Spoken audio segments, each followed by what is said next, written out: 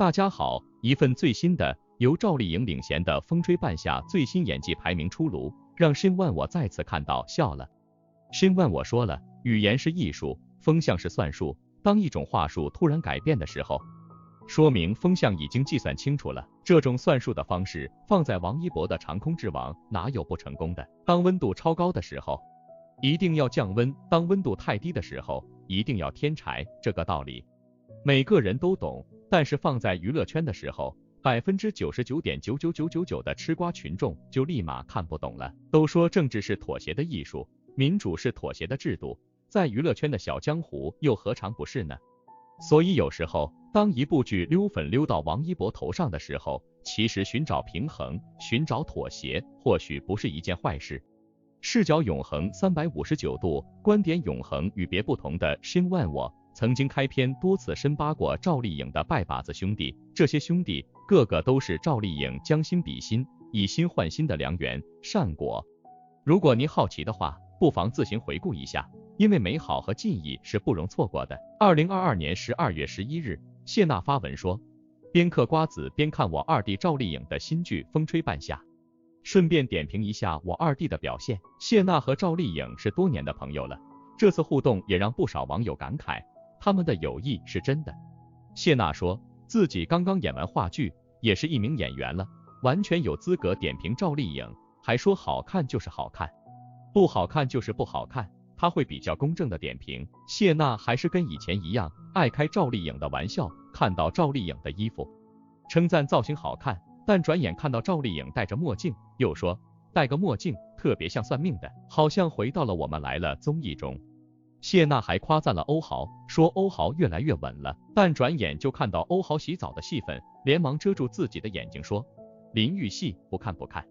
这也太自觉了吧，是担心张杰看到了吃醋吗？这也太逗了。谢娜一边嗑瓜子，一边分析赵丽颖和欧豪认识的戏份，说赵丽颖演得很到位，把一个女生对陌生人的警惕以及内心的善良演得十分到位，包括赵丽颖剧中的小眼神、手里的铁棍以及开门关门的小动作，都解析得十分到位。谢娜说，赵丽颖长大了，这次的眼神更加坚定了，是个好演员的眼神。她说自己有些点评是在开玩笑，有些是发自内心的，目前她只追到了前几集，但她说会继续追下去，并支持二弟的新剧。谢娜还是叫赵丽颖二弟，熟悉的称呼尽显姐妹情深。赵丽颖的新剧《风吹半夏》开播这么久，没有让圈内好友宣传，除了向太自发感叹这部剧好看，谢娜是第一个站出来宣传的，不愧是好姐妹。谢娜看剧的时候已经10点半了，她现在是3个孩子的妈，平时也挺忙的，所以没怎么看剧，但是赵丽颖的剧她必须支持。当时两人录节目还那么年轻，现在两人都是孩子妈了，赵丽颖也开始转型走实力派路线，两人无论是在事业上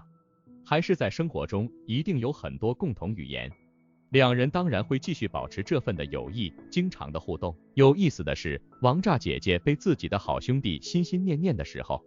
王炸弟弟也被一群人心心念念，而且是24小时的那种。特别是刚刚过去的似乎暂时被压下去的乌镇事件，也是多的这些人的出没、矫情、姿势和传播。娱乐圈有这么一种神奇的存在，明明做的事情是被所有人唾弃的，可他们依旧在24小时蹲点着。这个群体被称为狗仔。曾几何时，狗仔也是有过辉煌的，网友们都是看热闹不嫌事大，但前提是要有足够的证据，也不要雷声大雨点小，把个胡咖当成顶流愚弄网友。现在的狗仔经常因为词藻匮乏、大脑乏力，所以预告的专用词来来回回都是顶流女明星的好伙伴3000万顶流男星，保证所有人都认识，1000万级顶流，一溜串高大上的名号，还特别能糊弄人。实际上真正当出瓜时都是无人伤亡。3000万顶流男星绝对是内娱男艺人的一道坎儿，因为大部分知名度还不错的艺人在设计平台的粉丝数都是3000多万，包括王一博。这也就造成了即使知道狗仔最终爆出来的艺人不会有很高的知名度，但王一博依旧免不了因为这3000多万的粉丝而被拎出来。可如今不同了，王一博的粉丝数在12月11日晚正式踏上4000万的台阶，从此以后3000万顶流瓜中在进行列举时，就真的不会再带上王一博了。其实从王一博爆火之后，一直以来的工作强度就十分高，可以说他不是在观众们的眼皮子底下，就是在狗仔和代拍们的镜头下。曾几何时，王一博还因为被私生骚扰被逼得换了手机号码，半夜遭到敲门。按道理来说，王一博比之其他艺人更高频率的出现，本应该不会在内娱要爆料时还有猜想的。可问题是，但凡说起3000万顶流，大部分人第一时间想起来的就偏偏是王一博。也许是大部分网友没有弄清楚狗仔口中是个人就是顶流，还是在大家心中王一博顶流的身份已经无可指摘。总之，因为这粉丝数，王一博可真没少受到好事者的嘲弄。明明没影的事情，在他们口中却似乎已经定了是王一博。如今这粉丝数量可以突破4000万，摩托粉丝们可太高兴了。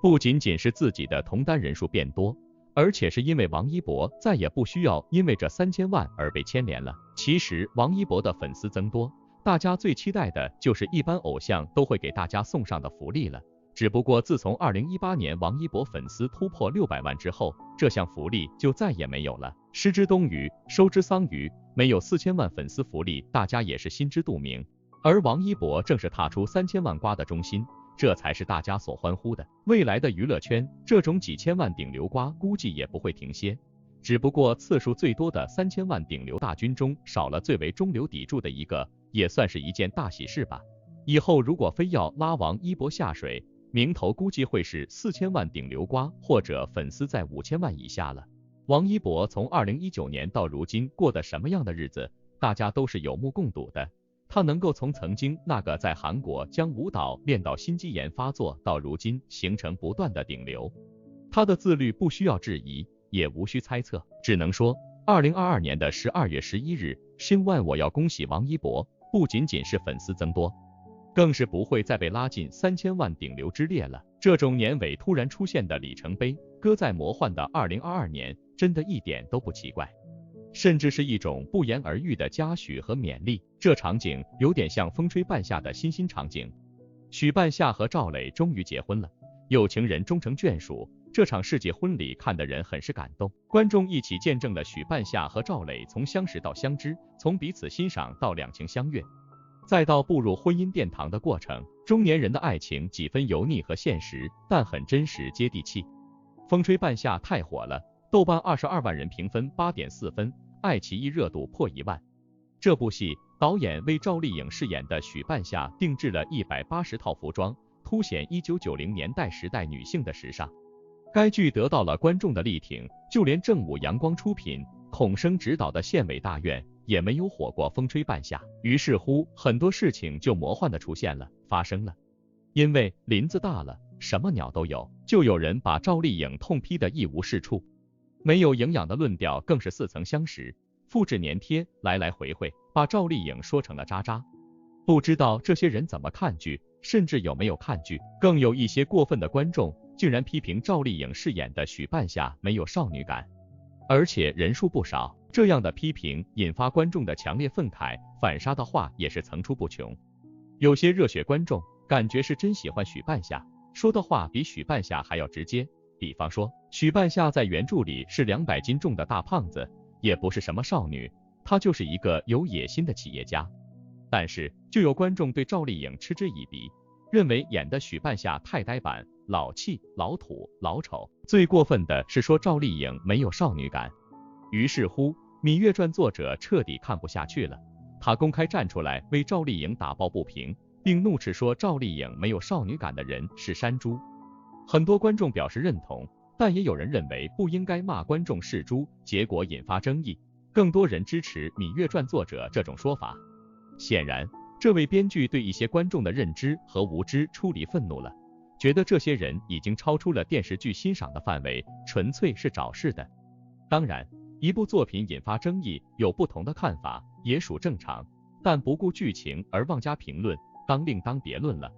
赵丽颖在接受浙江卫视采访说过，自己希望尝试不同的角色。赵丽颖已经35了，她不能还演古装剧的少女了，章子怡和刘涛都演过少女。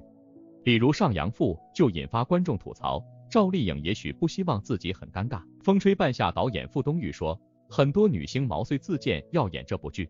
他最后还是和赵丽颖联系了，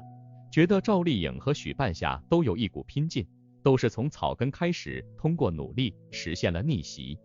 有些观众看不到她的美，只看到土气和油腻，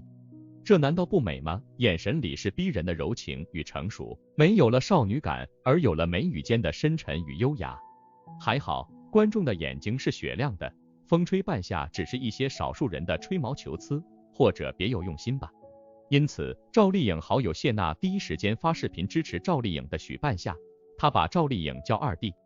可见关系很好。谢娜更是大喊赵丽颖加油。好玩的是有人带的风向有些沉重的古早味道，新万我感觉大概是咸丰年间的。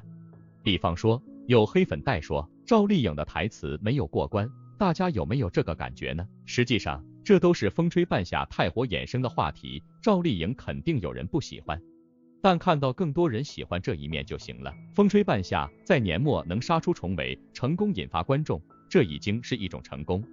那么，您对这些没完没了批判饰演许半夏没有少女感的说辞怎么看呢？对《芈月传》作者怒斥这些观众是山猪的硬梗，又如何趣味理解呢？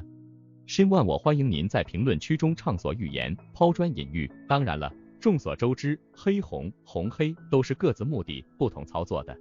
内娱从来不缺话题，更不缺的就是各种的不实讯息，以此来博取关注，提升话题，从来招商，拉上顶流来博取关注，就是最有效的一种方式。当下娱乐圈中顶级流量艺人中，王一博必然是其中一位。都知道王一博今年结束了电影热烈拍摄后，迟迟没有再进组，自然就会有不少的热饼抛过来，顺带着蹭一波热度。王一博素来有招商小财神爷的称号，从爆火后的第一部作品《有匪》堪称招商界的一大典型，让平台赚足了钱，也成功博得了大众喜欢。此后王一博的剧基本上不缺的就是招商，特别是今年的《冰与火》，哪怕在优酷平台独播，在播出后依旧在追加招商品牌，可见王一博的热度跟人气。最近又来了一部想借助王一博的人气来热饼的剧，那就是茅盾文学奖作品《北上》。这部电视剧题材邀请王一博作为男主，很明显这个饼是注水的，即便里面的水分可以流成一条小河了。因为赵东陵、茅盾、谭健次等等等等，这些夹杂名家和流量、名气和胜率的关键字，让这部剧的构思和讨巧相当的走心。您还记得去年新万我对《野蛮生长》这部剧，或者说与奉行的溜与被溜，扒与深扒吗？当然了，众所周知，如今王一博转型大荧幕，主攻电影圈，如今待播作品都是电影作品，哪怕还没有上映，这个时候也不应该再度回归电视圈，显然跟发展方向背道而驰。想必这个饼就是蹭一波热度而已，并且这部剧传闻女主是白鹿，男主暂定谭健次，这个时候带着王一博，不过是想借题发挥，让更多的人关注一下而已。这都是一贯的套路，对此王一博的粉丝也是司空见惯了，直接回怼道，切勿拿王一博来热饼，没有太多实质性意义。现在即将临近年底了，王一博的行程更多的是参与到跨年演唱会的舞台，更重要的是，王一博每年年底都会发布一首新歌，今年估计也不会例外。从19年的无感到20年的我的世界守则，21年的念，想必今年也会有一首特别的作品，不同寻常的作品都会带着王一博个人的风格。着眼看下来，王一博真的是肉眼可见的成熟稳重了，人也低调了很多。哪怕喜欢他的粉丝如此之多，但是貌似都不会给他助燃太多的活跃度，因为他是越来越低调，保持一定的神秘度跟新鲜感，这是王一博如今转型阶段最需要做的。从去年离开天天向上后，我们就甚少见到王一博露脸，唯一让他活跃度最高的也就是这就是街舞了，除此之外，各大综艺中王一博基本上不曾参与。有人质疑他的热度会降低，其实不然，凡是王一博出现的时候，他的话题度就不低。很多人说对他不认识，可可是貌似很多节目中总会有人在提及这个名字，因为王一博是当下娱乐圈中跨圈最有特色的一位。除了街舞、滑板、摩托车等小众运动，王一博的商业价值也是很高的，自然会收获不同圈层人的关注，自然会提及他的名字后总会耳熟能详。对此呢，这也是为何这么多人喜欢拿王一博来热饼。没办法，人气跟关注度是真的高。当然了，SHIN1我还是老话，粉随正主，只需念念不忘就好，千万不要越俎代庖。SHIN1我刚刚感叹完的粉丝造反事件和乌镇事件，已经深深刺痛了沉默的王一博，即便他不说。说好的粉随正主，2次神奇的粉随正主了，您说溜饼的事不该正主拍板决定，粉丝祝福官宣吗？SHIN1我还是一贯的乐观其成，只要王一博开心，世事无绝对，只需爱相随。如果您对SHIN1我的独家观点表达支持的话，留言区是您的祝福所在。当然了，粉丝不想正主这句那句也是正常，但至少不要让自己的盲点成为了无谓的盲从，因为SHIN1我实在见过太多的奇奇怪怪的风向了。例如这次对赵丽颖的风向操作，2022年尾要说最火的影视剧，一定非风吹半夏莫属了。在最新的剧情中，一开始许半夏和赵磊分手，引起了网络一片哗然。可是分手还不到3个小时，2个人都后悔了，因为他们都舍不得和彼此只做朋友，他们的爱情就像一阵龙卷风，来得猛烈又现实。他们第一次分手是在许半夏因为小陈生病执意要拿下沈二刚时，赵磊觉得风险太大，2个人争执不休，最后赵磊只好背着许半夏，用计把沈二刚转到了武建设手里。许半夏知道后，以为赵磊背叛他，结果2人吵得不可开交。第2次分手还是许半夏提的，他说我们了解彼此，知道彼此都不愿意为对方妥协，于是便提出分手。他的眼含热泪，带着不舍，也带着决绝。许半夏和赵磊2段分手的戏都看哭了屏幕前的无数观众。不得不说，赵丽颖和李光洁的情绪感染力太强了，不愧是演技派。就像网友们说，风吹半夏能这么火，离不开那些演员们的精彩演技。于是乎，有人帮助大家一块梳理了一下剧中主要角色的表现。请注意，这份排名槽点很多，敬请留意。第8名，柯蓝，用力过猛。柯蓝在风吹半夏中扮演高跃进，是钢铁行业的一位领导，在行业交流会发表讲话时，领导范十足，很像他当年在《人民的名义》中扮演的反贪局处长，气场强大。许半夏进到钢铁行业，他很忌惮高跃进，毕竟人在屋檐下，不得不低头。可就是这么一位权威的领导，在教育女儿上却是一个失败的母亲。高跃进努力为女儿铺好路，可女儿却嫌弃他安排的工作太无聊，宁愿出去跟人鬼混，也不去上班。这么多年来，高跃进一心只有事业，很少和女儿进行走心的沟通，给到的爱也很少。没有爱陪伴的孩子，自然不愿意对父母的安排言听计从。在原著不得助生中，高跃进是位风流成性的父亲，女儿高欣怡常年缺乏父爱，女儿把对他的恨变成了叛逆。在影视剧中，导演把高跃进换成了一位强势的母亲，母女俩在戏中的对手戏并不多，所以导演并未在他们母女的感情戏上增加太多镜头。剧中有这样一段戏，当高跃进找到女儿时，他跟女儿解释自己的良苦用心，但女儿不但不买账，反而觉得他是己所不欲，勿施于人。结果母女俩大吵，像极了强势的领导训斥不听话的下属。最让观众出戏的还是柯蓝在和女儿吵架时扭脖子晃脑袋时的激动情绪，演得确实用力过猛了。不仅如此，高跃进还扯住女儿的衣服来表达生气。如果没看前面的剧情，观众可能还以为这是一个要债的疯女人在催债主还债呢。第7名，任重，一败涂地的恋爱脑。作为科班生的任重，出道至今最拿手的还是婚恋剧。这次他在《风吹半夏》里饰演的冯玉，很幸运娶了一个钢铁厂老板的女儿，妻子还是贤内助，可以说是祖坟冒青烟了。可冯玉却偏偏长了个恋爱脑，对爱情又太过理想。他觉得跟前妻的婚姻里没有爱情，为了寻求激情，便找了更温柔的谢金宝当情人。相比于做生意的野心，冯玉更喜欢闲云野鹤。可这样的人往往容易在感情上栽跟头，冯玉也从一个追求爱情的人变成了一个对爱情失望的人。这样的角色对经常演婚恋剧的任重来说还是非常轻松。剧中有场冯玉和谢金宝吵架的戏，任重花钱让谢金宝学会计，可谢金宝把账做得一塌糊涂，两人因为这事大吵，谢金宝被激怒，大骂冯玉是个窝囊废，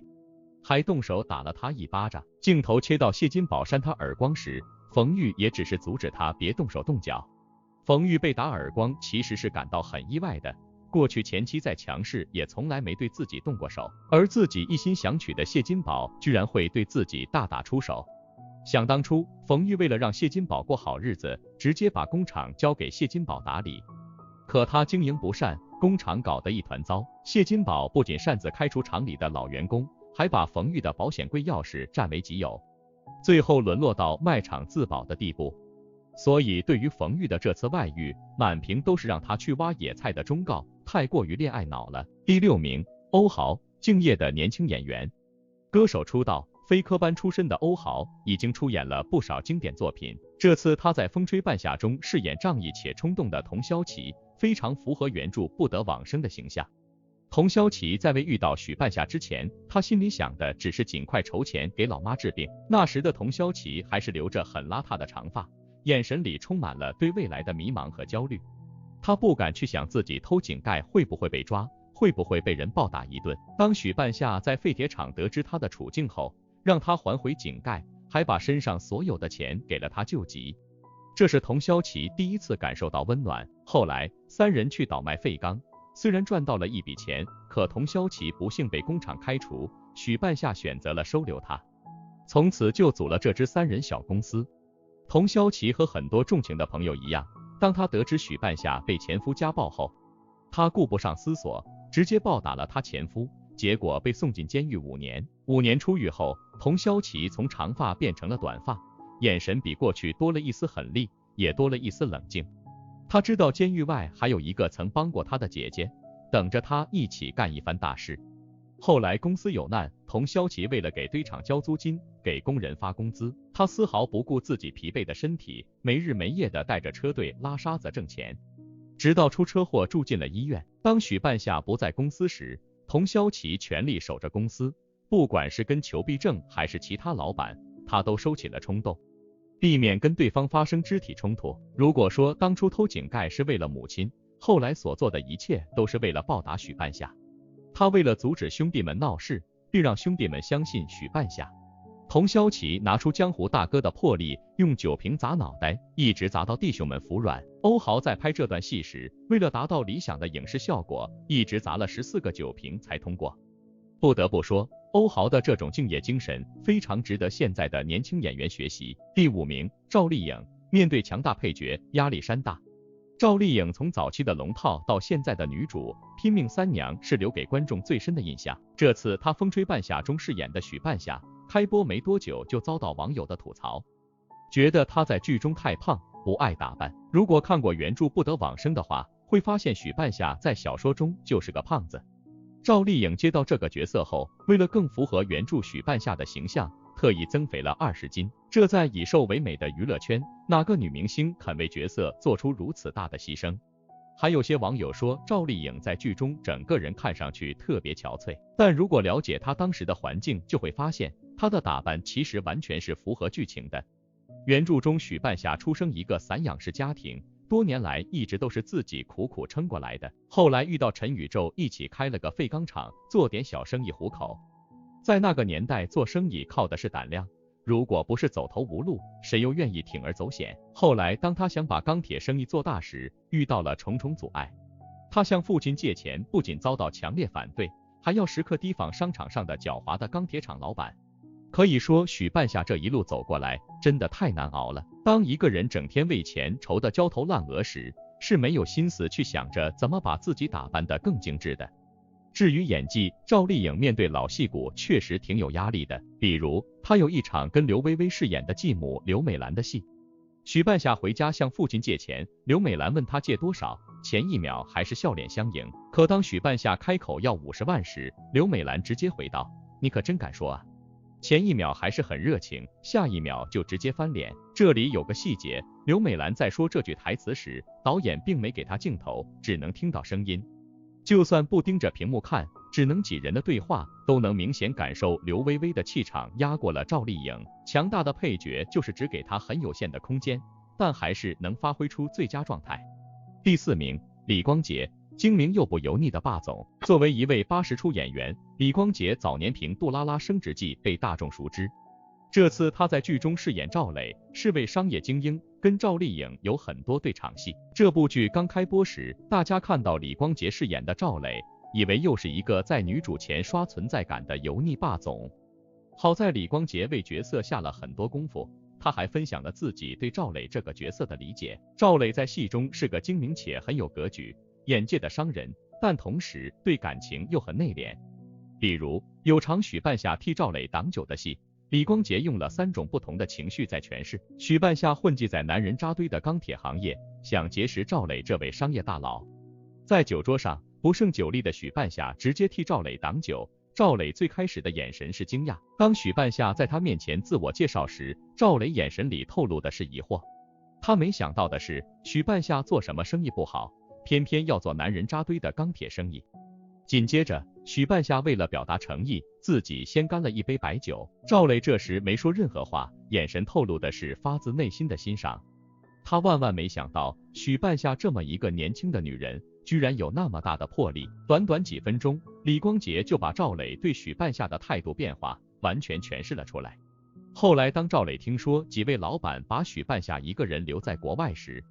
他在饭桌上大骂裘必正，怒摔酒杯。得知公司的人逼着许半夏签低价卖钢协议时，他顾不上得罪人，直接冲进办公室，阻止史蒂夫让许半夏签合同。当时赵磊与许半夏只是合作关系，虽然对他有好感，但区别于以往霸道总裁爱上灰姑娘的油腻、肤浅。李光洁后来接受采访时表示，赵磊跟许半夏已经达成了合作，就有义务去保护他，这不仅仅是正义感，更是赵磊有担当的表现。第3名，黄澄澄，陈宇宙的炸裂式演技。在娱乐圈帅哥如云的演员中，黄澄澄这样的长相确实很难脱颖而出。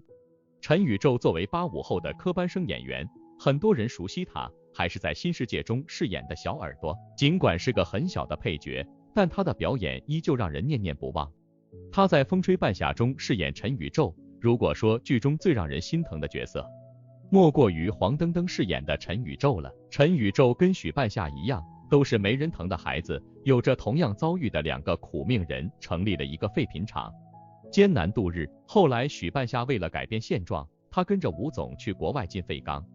在他远在国外没了消息时，当他终于回来，可是刚降价了时，陈宇宙不得不一个人面对一大堆来厂里要债的人，他每天像孙子一样给他们端茶倒水，而这一伺候就是大半年。可是当陈宇宙在电话里听到涨价的好消息时，他没有立马表现出大喜，而是先愣了一下，脸上也没什么表情，然后轻轻放下电话，紧接着慢慢的走到债主的麻将桌前，打量了几个人。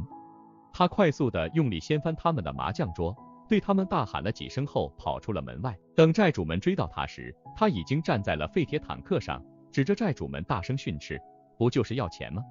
老子给你们钱！那一刻，陈宇宙压抑在心底的憋屈和无奈迎来了彻底爆发。很多观众看到这，直接被黄澄澄的演技震撼到泪崩。还有场黄澄澄的感情戏，陈宇宙有血液病，但为了早日除去废油，不分日夜的去污，因为吸入了大量气体，不幸患上了肺癌。当他知道自己时日不多时，他只想在最后为自己好好活一次。就在这时，美丽温柔的周倩走进了他的世界。从没恋爱过的陈宇宙，像很多男人一样，把自己的深情献给这个婚托。他从来没想过自己会做一个恋爱脑，周倩可以让他妥协，尽管他最后被人打，他还是坚持要救走周倩。尽管他明知道周倩是在骗他，但他还是像飞蛾扑火扑了上去。在这段戏里，他虽然身体虚弱，但眼神里充满了对爱情的美好，表情丰富自然。在观众的眼里，早已没有了黄澄澄，看到了是那个让人心疼的陈宇宙。有网友说，如果要颁奖，一定要给黄澄澄评个最佳男配。第2名，刘薇，稳如泰山的表演。刘薇老师是一位比较资深的老戏骨，这次她在风吹半夏中饰演武建设，纵横钢铁市场多年，城府极深。在他眼中，什么面子、感情都是虚的，只有利益才是王道。一出场，武建设就是一个喜欢给后辈说建议的过来人，如果不看后面的剧情，都以为他是一个很重情义的老大哥。他不像冯玉整日为情所困，也不像裘必正面露心机。即便许半夏遇到低谷，他也没有落井下石，是他正直吗？明显不是，只是因为武建设非常精明，只要没触碰到自己的利益，都不会轻易出手。直到许半夏生意越做越大，影响到他的市场地位后，他立马翻脸，给许半夏摆了一道鸿门宴。不得不说，老戏骨刘威演绎角色的微妙状态把握的是相当到位。有一场别人找他借钱的戏，前一秒他还一副装腔作势，但当他被对方大骂别太嚣张时，他清楚对方得罪不起，便快速换了一副面孔，变成了一副小弟做错事等着大哥责罚的怂样。再到后来他在国外被骗子算计后，他脸上又变成了一副哑巴吃黄连的无助。还有一场跟许半夏的对手戏，刘威饰演的武建设因为生意落魄后，还想再跟许半夏合作。当他找到许半夏时，许半夏跟他说，未来这个钢厂董事长和法人都得是我老戏骨，就是老戏骨，不需要任何的台词。刘威老师没说什么，只是一副抿嘴的无奈表情，就把人在屋檐下不得不低头的情绪给表现到位。第一名，王劲松，完全诠释角色的多面性。王劲松老师在影视圈是演技好又敬业的老戏骨了，不论是琅琊榜中淡泊耿直的严缺，还是麻雀中老谋深算的李莫群，特别是破冰行动中表面慈祥背后残忍的大毒枭林耀东，用经验来形容毫不为过。而这次王劲松老师在风吹半夏中与赵丽颖饰演父女，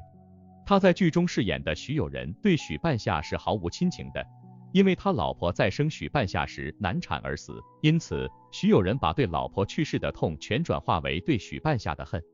给女儿取名半夏就是生半夏毒的意思。许有仁和二老婆住着前妻留给许半夏的房子，家里所有开销都是许半夏在提供。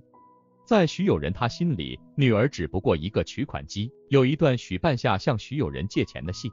许半夏一开口就要50万，许有仁一听，满脸的不情愿，就像旧衣服的褶皱一样。王劲松为了让角色更丰富，还给自己设计了一个挠头发的细节，一个原本不讨喜的角色却被他演出了多面性。每当遇到无奈的时候，他就会习惯性挠头发，这里表现得非常可爱。后来许有仁为了糊弄许半夏，还花钱在医院躺了一夜，在许半夏面前哭穷，把自己说的特别心酸，再加上一个挠头发的动作，虽然看似委屈，带给观众的还是有趣的一面。而真正打动许半夏的是许有仁出院后在车上和他的坦白。前半段父女俩还在车里争吵，可后半段许有仁突然在女儿前表示，不管家里再怎么闹，所有的困难自己一个人承担。这段戏的镜头，导演并没给王劲松正脸，只是借助许半夏的反应，刻画了一个于心不忍的老父亲。特别是许有仁对许半夏说的那句，那是你妈留给你的最后东西，咱们父女俩要保护好她。许半夏长这么大，从未在父亲身上得到过一丝爱，也就在那一刻，许半夏的内心感受到了父亲的柔软。王劲松饰演的父亲虽然是一位配角，但角色的内心活动非常丰富，而且情绪反差很大。在原本剧情悬念不多的情况下，王劲松老师硬是凭着出神入化的表演，让观众直呼过瘾。说到这，您有没有共鸣呢？关于这份演技的排名，在流量霸屏的今天，风吹半夏打破了以往流量明星加 IP 的模式，让风吹半夏赶在2022年的尾声画上了惊艳的一笔。这是值得大书特书的，毕竟申万我说过，当大女主变身群像剧的时候，背后的蹊跷已经有大条的生存法则和黑箱道理。关于演员们的演技，说白了，每位观众都有心中的排行榜。风吹半夏这样的优质良心剧，在改开已死的前提下走出了困境，这个排名其实也是风向杠杠的。您觉得是不是呢？申万我值得一提的是，全年剧王县委大院上线5天，热度8864，改开冷剧风吹半夏当天对比数据，也就是上线15天的热度是9344。话说杨幂的28定律同日对比数据也有8888，也就是说，传说中的剧王连28都比不过。这种挂不住，注定让抢尽风头、木秀于林的赵丽颖要封闭崔芝了。这是娱乐圈的潜规则，好事不能让你一个人占了，就像生日蛋糕，也不能让牛一的人全占了一样。所以这份最新的演技排名，让全员都显得能量满满，演技杠杠了。那么明年冲奖有希望吗？另外一边厢，全年剧王县委大院都出意外了。那么王一博的一路孤勇，值不值得三项前行呢？就像王炸姐姐赵丽颖一样呢？